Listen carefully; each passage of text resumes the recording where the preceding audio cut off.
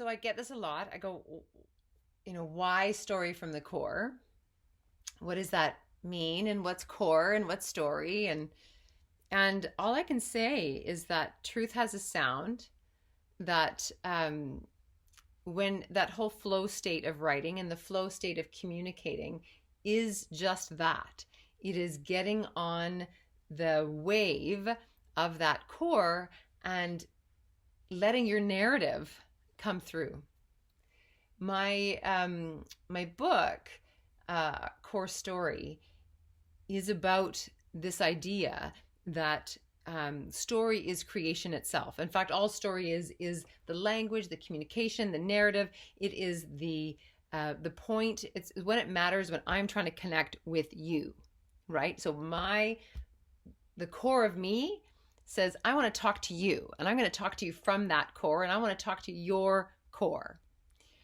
And if you look at it like this, and you probably know people like this, story from the core, it's like all about recognizing, where do we hear? Where is that place where truth has a sound? And I don't know what sound it makes to you. Your sound might be that. That's my sound. When it feels like that, like there's actually nothing else to hear but the only thing I can hear, which is that. That's the truth piece for me. So, carriers, it's this idea that if we come from creation, if we come from source, if we come from core, and you're willing to come out on a limb with me and say, and we communicate from that place, and we can hear in that place. Some of us are the earth listeners, meaning when our socks and shoes are off and we're standing in the dirt, boy, oh boy, can we ever hear. I was with a client once and we were walking around a lake, and she was a client that if you've listened to my videos before, then you'll know I have this thing about when people let me into the room. It's like they let me into that space where the noise gets quiet and I can hear them. And she was a new client and I was still new in my practice. So, the trust wasn't quite there yet. I mean, we were walking around the lake and there were all these roots on the ground. And all of a sudden I looked back and she had stopped and she was standing there between these two trees. And she was absolutely, like, no doubt about it, with the roots on the ground. And I looked at her. I was like, oh, I get it. I said, you see the circuitry of the root systems and they're talking to each other. She looked at me like I was like, well, what part of that didn't you get? Like, duh. Yeah. And you probably have people in your life that resonates. So you go like, oh yeah, I know those people. Oh my gosh, right. These are my barefoot people, or these are my tree hugger people, or these are my people who feel super, super peaceful laying on the grass.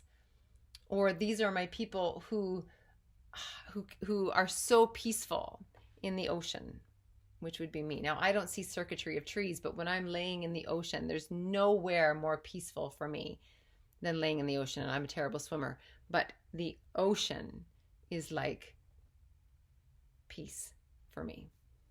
So back to this core. So we've got this vibration or this energy or this pulse, this motion, right, of God, if you will. And we can hear it or sense it or come home to it, some of us through the earth. Some of us interact with God or source or story or the great mystery through the next level of carriers, which I would call the four-legged carriers, right? Or the finned, right? The swimmers. But it's the animals that don't speak to us. But some of us, when we stare into the eyes of a deer, I think of the movie Three Billboards in whatever, Missouri, and Frances McDormand, right, is sitting underneath that billboard, and a deer comes out of nowhere, and she is just torn apart in this particular scene. She's really wrestling. And in that moment, this deer comes out and looks at her. She looks into that deer. And in that moment, she's seen and heard. And in that being seen and in that being heard, she can see and she can hear. And whatever that truth was for her that she was longing for in that scene, that deer was the carrier of that. So some of us can hear or experience truth through the four-leggeds or the swimmers. So again, we've got core, we've got earth, we've got four-legged beings. And then from there, we would move into us two-legged beings. And those are those people, and we know them when we meet them. I was at a retreat once. And I watched this woman walk across the room to another woman, and when the two of them met, the thought that I had in my head was, those two ancients just met. Now, I'd never had that thought before, but it was unmistakable that these two energetic beings have some form of aliveness, of source energy or God energy in them, or core energy in them. It is so present that they found each other in the room. I like to think that Jesus and Allah and Buddha and the enlightened beings and the carriers of God, the great carriers of God, are that. They are story embodied. And so after our two-legged walkers, which, let's be real, is a lot for most of us to take, right? We're like, wow, whoa, you are living energy. Wow, you are living light. We would move into art, and art as a carrier of that core story. And art carries it because art is still subjective. There is no language yet. There is only metaphor. And in that place, there's a healthy distance, just as there is with a tree. There is a healthy distance between us and that art so we can hear. Because the only agenda is the experience of story. But then we move past art. Poetry, still artful, but there's words now. Now we can fight over it. We can be right or wrong.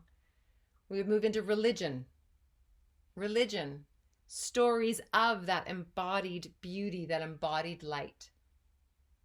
If they're written in metaphor, if they're written as myth, if we are able to hear them as myth, myth being the most artful form of communication out there, the most source-connected form of story from the core. Myth is story from the core because, again, while there is language, there are symbols.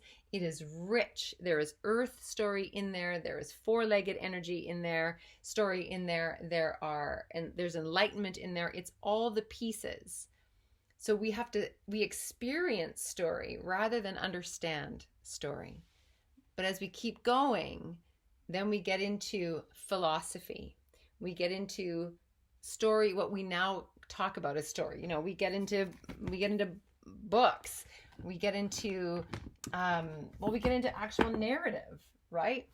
And once we're into narrative, if the artist or the author has showed up,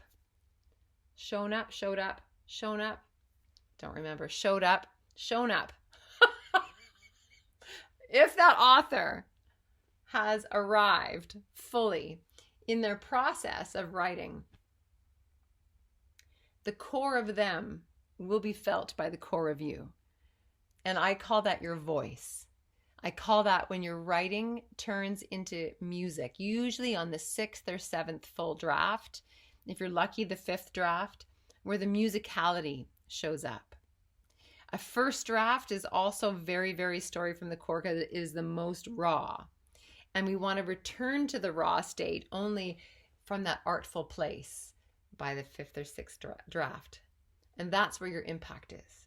It's that thing when people walk into the room and you can feel them when they walk in. When your book or your keynote is that.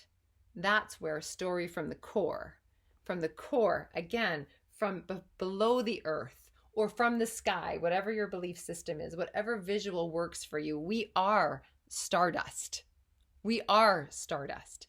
So that core story really is star story to the earth, through the four-legged and the swimmers through the art, through the embodied, through language, through all these carriers. And if we can stay connected to that source place, that's where writing is both nourishing for us, or communication is nourishing for us and for the receiver. And that's where communication really is a spiritual practice. How do we speak and live and give and share our art on a narrative connected to our core? And that story from the core, in a nutshell. And that's my book, in a nutshell, along with 12 carrier stories that I'll get into in the next video. Because as Stardust, a really good friend of mine says that as Stardust, we're like the sun. And if the sun is source or God or core or the mothership, we are the rays of light from that sun. And so we come from the big story, and we are our own story of that big story.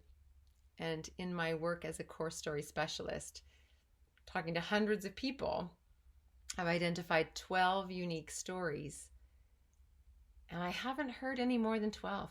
I've heard multiple expressions of those 12, but just 12. So tune into the next video and let's hear about what those 12 stories are. Okay.